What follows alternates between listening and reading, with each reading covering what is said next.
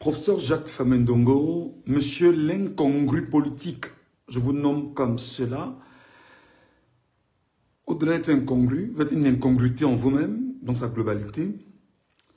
Et je viens de lire votre communication que vous aviez publiée sur les réseaux sociaux, on dirait des Camerounais, en leur demandant qui est-ce qui va nourrir leur famille lorsqu'il y aura des villes mortes.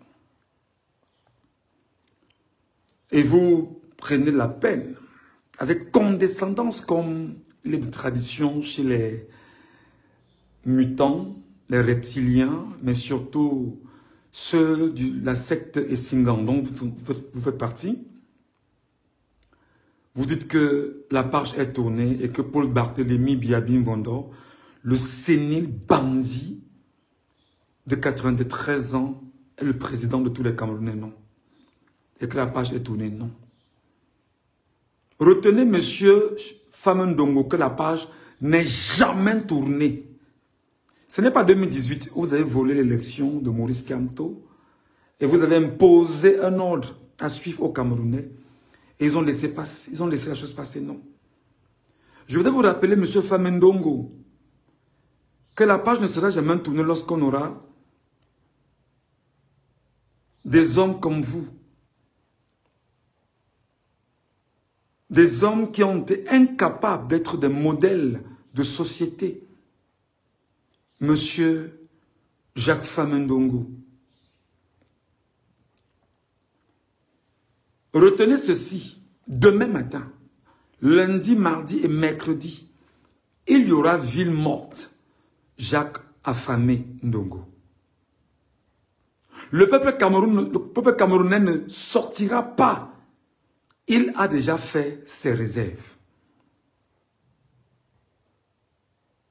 Il n'a pas besoin de venir chercher votre argent volé pour faire ses réserves. Le peu qu'il a, il va faire ses réserves.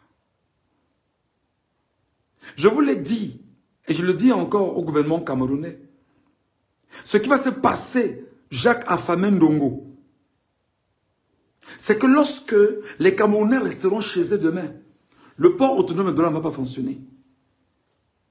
L'aéroport de Yaoundé ne fonctionnera pas.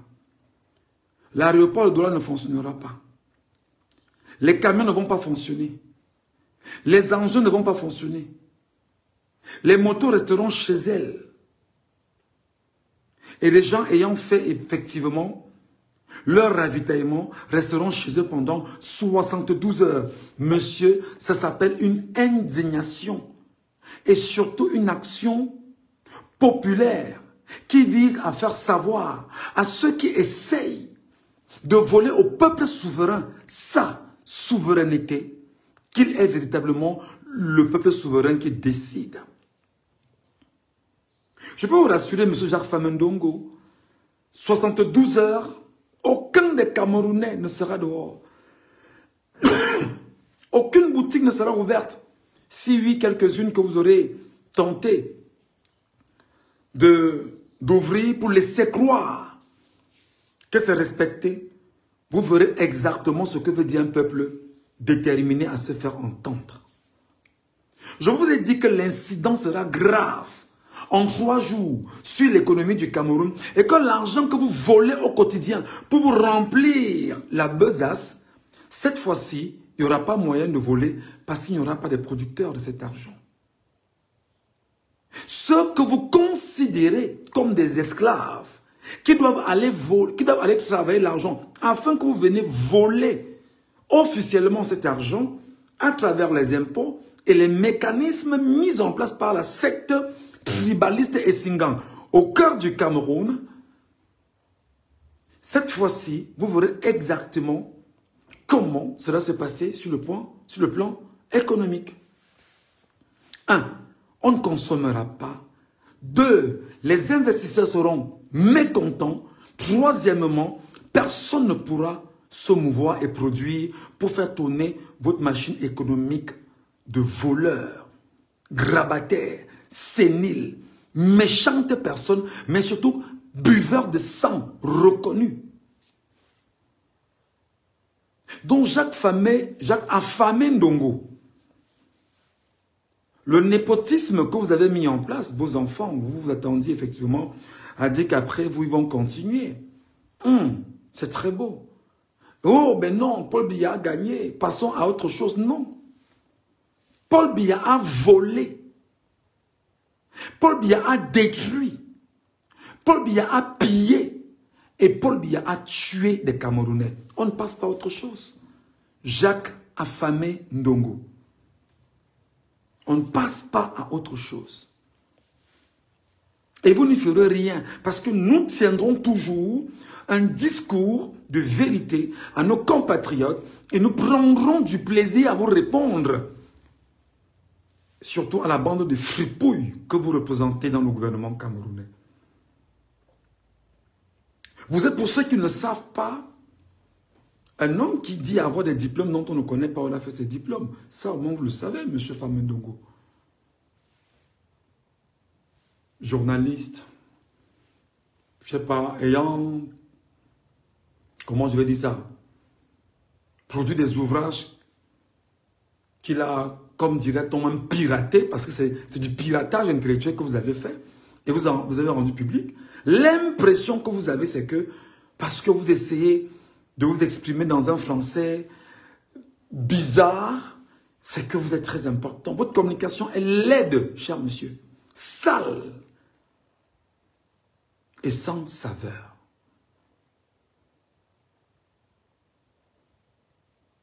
Retenez donc Jacques Affamé Ndongo, que 72 heures, 40 millions de Camerounais, je le souhaite, resteront chez eux. Et l'économie du Cameroun connaîtra un coup réel. Retenez que vous ne volerez plus et vous ne volerez pas cette fois-ci. Retenez que ce n'est qu'un début. On commence comme ça et chaque semaine, il y aura 3 jours où vous ne sortirez pas. Jusqu'à ce que la bourse soit frappée. Jusqu'à ce que même ceux qui vous donnent de l'argent vous disent qu'on ne pourra pas vous donner de l'argent. Jusqu'à ce que le Fonds monétaire international vous dise que vous ne pouvez pas rembourser parce que vous ne produisez pas. Et par ricochet, lorsque le peuple sera affamé, on sortira chercher ceux qui nous affament, parmi lesquels vous, Jacques Affamé Ndongo. Affameur Ndongo. Donc, sortez de votre bulle, percez votre bulle, revenez à la réalité. Ne croyez pas que vous avez mis une milice dehors pour tuer et boire du sang des Camerounais, que vous avez le pouvoir. Non, le peuple n'a pas dit son dernier mot et nous y veillerons. D'une manière ou d'une autre, Jacques Affameur Ndongo. Nous, peuple camerounais, nous communicants, nous journalistes camerounais de notre génération, pas des manipulateurs invertébrés comme vous, nous ne nous laisserons pas faire et nous continuerons de galvaniser le peuple camerounais à prendre conscience et savoir justement prendre ses marques. Donc, cher peuple camerounais, écoutez très bien, la fameuse Ndongo fait partie justement du clan des Ekambou-Loubeti au sommet, qui ont fait de même les populations Ekambou-Loubeti des victimes de leur politique en vue de détruire les Camerounais pour leur plaisir à eux, entre guillemets, dit-on, au sommet. Je rappelle qu'il a plus de 20 ans comme ministre de l'enseignement supérieur. Quelqu'un a-t-il aujourd'hui le bilan de la fameuse Ndongo dans les universités au Cameroun?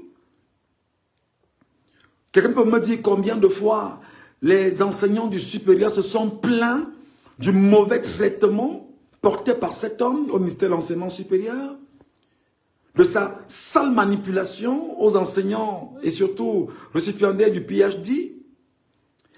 Quelqu'un peut me dire dans quelle mesure on recrute aujourd'hui des enseignants dans les universités, on les y positionne en vue de détruire l'éducation au niveau de l'université, l'agora, où le savoir parle, avec la fameuse Ndongo. Regardez bien comment il se positionne. Pendant que d'autres sont en train de détruire des segments importants de la société, Jacques Affamé Ndongo a pensé aujourd'hui à détruire l'école au niveau supérieur. C'est pourquoi on ne veut plus à l'université des intellectuels. On ne veut plus des gens qui créent. On veut des gens qui, en réalité, viendront à l'université reciter ce que d'autres ont pensé. Notamment les Européens. Et la fameur, son rôle, au niveau du ministère de l'enseignement supérieur, c'est ça. Vous amenez à ne pas penser par vous, mais vous amenez à penser par un système. Et que ce soit ce système qui soit effectivement la matrice qui vous impose la vision que vous devez avoir. Peut-il nous dire, la fameux Ndongo, après plus de 20 ans au ministère de l'enseignement supérieur, quels sont les créas qui ont été faits par des Camerounais et portés bien sûr par le Cameroun et vantés par le ministère de l'enseignement supérieur? Peut-être avec le concours du ministère de la recherche scientifique et de l'innovation. Donc Jacques Afama Ndongo, demain, lundi, mardi et mercredi, ça fera 72 heures. Le peuple souverain camerounais va rester chez lui. Les boutiques ne seront pas ouvertes. Ça s'appelle ville morte parce que Biya, sénile, grabaté, minable homme. Moi, je l'appelle le cancer politique du Cameroun. Le cancer du peuple camerounais et le cancer de l'État du Cameroun. Il faut amputer cette partie du Cameroun. Le jeter. Il faut soigner le Cameroun parce que le diagnostic est clair. Jacques Afama Ndongo. Moi, je l'appelle le choléra du Cameroun. Chaque Camerounais est sale à cause de Paul Barthélémy Biabin Vondo. Que tu dis qu'il est le président des Camerounais, nous ne nous reconnaissons pas en lui. Nous nous reconnaissons en Issa Chiroma Bakari en ce moment.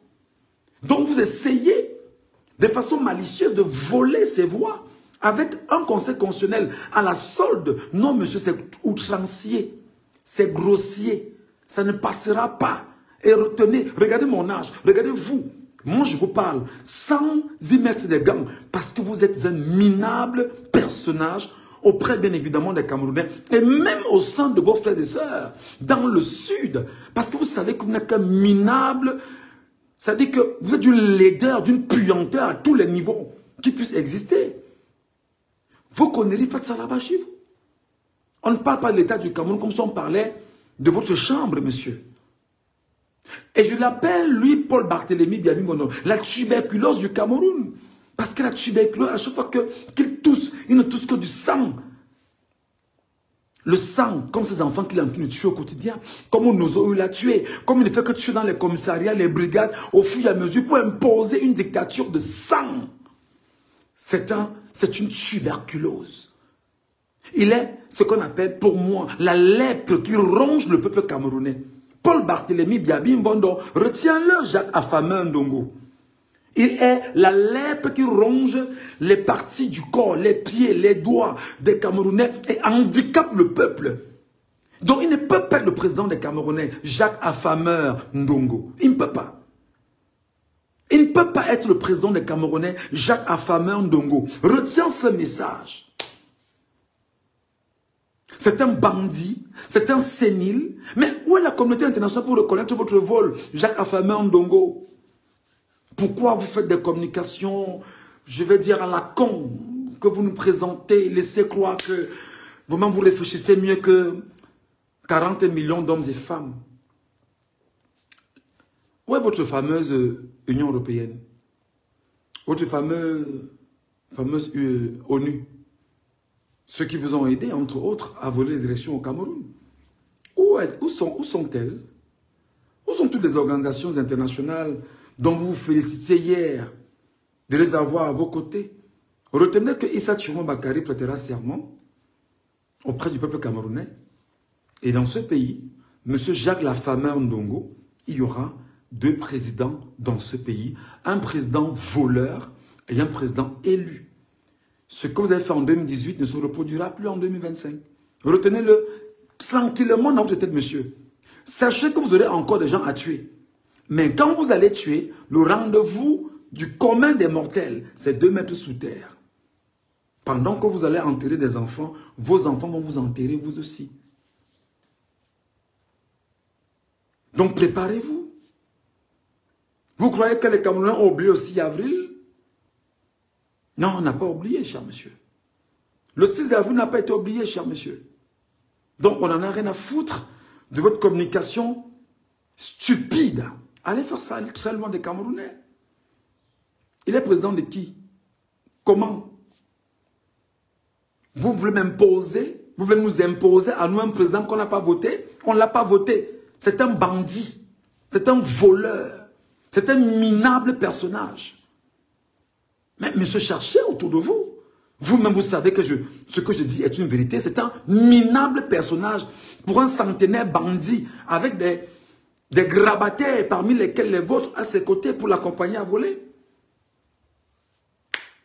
Quelle leçon voulez-vous donner aux Camerounais? Mais surtout, quel héritage voulez-vous léguer aux Camerounais? Si ce n'est, monsieur, la bêtise, la tuerie et surtout les divisions, les rancœurs. L'homme représentant du RDP, c'est dans le sud. Saluté comme ça.